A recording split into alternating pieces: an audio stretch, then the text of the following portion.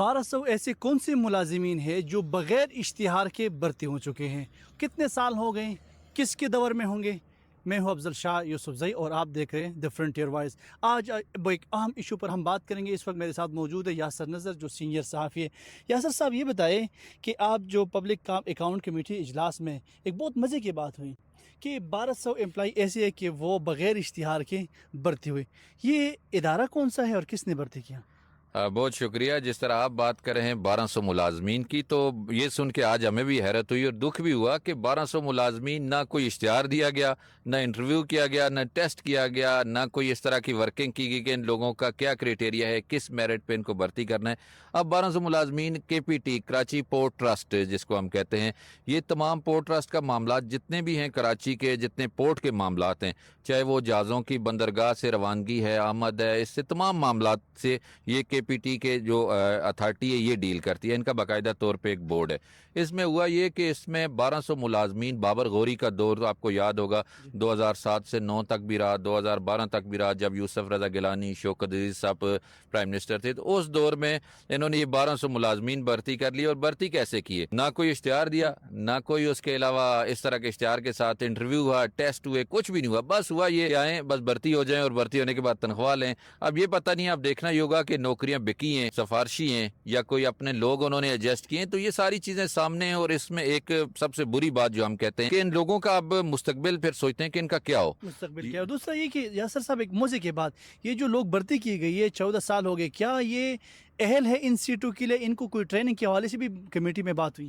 دیکھیں، اب یہ ایسا سلسلہ ہے کہ بھرتی کرنے کے بعد یہ کہہ رہے ہیں کہ اب ان کا کیا کیا جائے۔ اب بھرتی کر کے 14 سال یہ سروس بھی کر چکے، نہ نکالنے کے نہ رکھنے کے۔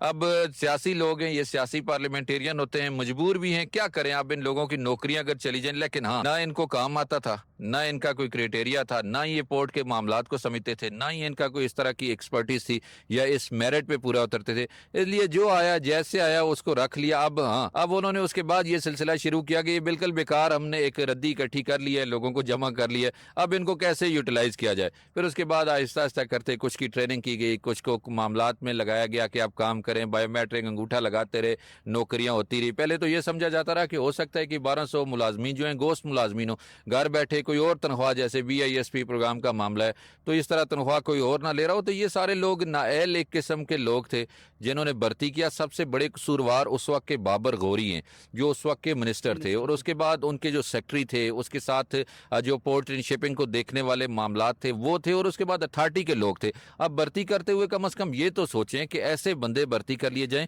دنیا میں پورٹ سے لوگ اربوں ڈالر کماتے ہیں، اور یہاں پورٹ میں گوشت ملازمین یا ایسے ملازمین بھرتی کر دیے جاتے ہیں جن کو اپنا کام بھی نہ آتا ہو۔ ویسے یہ جب PSC میں جب بات ہوئی تو اس سے ہم یہ بات یہ نوٹ کر سکتے ہیں، یہ ہم ماننے کو ہم تیار ہو جائیں گے کہ وزیر داخلہ نے ویسے ٹھیک کہا کہ سسٹم خراب ہے، سسٹم کولیپس ہے۔ تو ظاہری بات ہے، اس سے تو یہ لگ رہا ہے کہ سسٹم واقعی کولیپس ہے۔ دیکھیں، سلیم مانڈی والا نے بھی اس میں بات کی، ہم بھی یہی سوچ رہے تھے کہ کیوں یہ سسٹم کہتے ہیں کولیپس کر گیا ہے، فیل ہو گیا ہے، ناکام ہو چکا ہے، اس میں اب جان ہی نہیں رہی ہے۔ تو یہ ساری چیزیں اب جس طرح آپ بات کریں تو واقعی یہی ہے کہ اب سسٹم میں اگر اس طرح کے آپ ملازمین بھرتی کریں گے، یہ تو ایک ادارے کی کہانی ہے، ایک کراچی پورٹ ٹرسٹ کی کہانی ہے۔ باقی آپ جس ادارے میں جائیں گے، جہاں جائیں گے، آپ کو ایسی چیزیں نظر آئیں گی کہ قومی خزانے، قومی پیسے، قومی میرٹ اور اس پورے سسٹم کے ساتھ جو کھلواڑ کیا گیا ہے، وہ بس سن کے دل جو ہے خون کے آنسو واقعی روتا ہے۔ اور روتا ہے اس لیے بھی ہے کہ یہ ہمارا آپ کا ٹیکس کا پیسہ ہے، جب جو ہے جس طرح بانٹتے پھریں، تقسیم کرتے پھریں، اور آپ ہم سب جو دنیا کے وہ لوگ جو میرٹ پہ کام کرنے کی امید رکھتے ہیں، چلتے ہیں، وہ اس سسٹم میں سارے خوار ہوتے پھریں۔ تو یہی بات ہو رہی تھی، اور محسن نقوی صاحب کی ایک بات سے اتفاق کرنا بھی چاہیے، اور کیا بھی ہم نے ہے۔ دیکھیں، واقعی سسٹم کولیپس کر گیا، اور انہی وجوہات کی بنیاد پہ کر گیا ہے کہ جب سیاستدان اداروں کو لوٹنے پہ آ جائیں، جب بیوروکریسی اداروں کو لوٹنے پہ آ جائے، ایسے گوشت ملازمین جیسے ہم کہہ سکتے ہیں، ناکارہ ملازمین آپ بٹھا دیں، تو پھر نہ اتھارٹی کوئی چلتی ہے۔ ہاں، ایک چیز اس میں بڑے مزے کی ہے، ایک وقت میں اسی پورٹ ٹرسٹ کا جو پروفٹ تھا وہ تقریباً 45 ارب تھا، اب کام ہو کے 40 ارب تک آیا، 40 سے ہوتے ہوتے اب 8 ارب تک آ گئے۔ تو یہی اداروں کی تباہی ہوتی ہے، اور تباہی کیوں نہ ہو جب اس طرح کے ملازمین آپ نوازیں گے، اور میڈیکل چیزیں پتہ نہیں کیا کیا نوازشیں آپ۔ PSC سے یہ بات ہمیں معلوم ہوا کہ لوگ اوپر جانے کی کوشش کریں، اور ہم 45 سے اس وقت 8 ارب پہ ہمارا اس وقت لاس आवाज़ पे जा रहा है। वैसे यासर एक बहुत मज़े की बात भी है कि दुनिया में हमने लोगों को देखा कि एक फर्म हायर करता है अपना केस लड़ाने के लिए, और ये कराची पोर्ट एक वाहिद के इदारा है जिन लोगों ने वकील एक फर्म को हायर किया ताकि वो केस विड्रॉल करने। ये मामला क्या है, कितने पैसे इन लोगों ने दिए? देखें, ये मामला ऐसा था कि 2020 की बात है, जब मामला लोगों की नज़रों में आ ही जाता है, कहीं ना कहीं आप भर्ती करके फिर कहीं इश्तिहार भी ना दें, ऐसे भर्ती भी हो जाए, ये कोर्ट में चला जाता है। हाई कोर्ट का मामला था, फिर उधर से जो डिसीजन चीज़ें हुई, फिर कराची रजिस्ट्री में एक प्रॉपर चैलेंज करने या इस मामले को आगे लेके जाने के लिए एक फर्म हायर की गई। इस मद में हायर की गई कि ये लोग जो भर्ती हुए हैं या जो भी इरेगुलेटरीज थी उनको देखने के लिए। अब वही फर्म एक वक्त आया कि इनके एक लीगल ऑफिसर थे कराची पोर्ट ट्रस्ट के, उन्होंने जाके ये अपने बोर्ड के मिनट्स या मीटिंग जो है वो शेयर कर दी और कहा कि बोर्ड का फैसला ये विड्रॉ कर लें। वही 1 करोड़ 20 लाख रुपए इनको दिया गया कि ये केस लड़ें, केस को आगे बढ़ाएं, गलत मुलाजमीन को निकलवाएं या जो भी चीज थी। अब उसी को 1 करोड़ 20 फीस दे के ये केस विड्रॉ करवा लिया गया कि जी इस केस को वापस ले लें।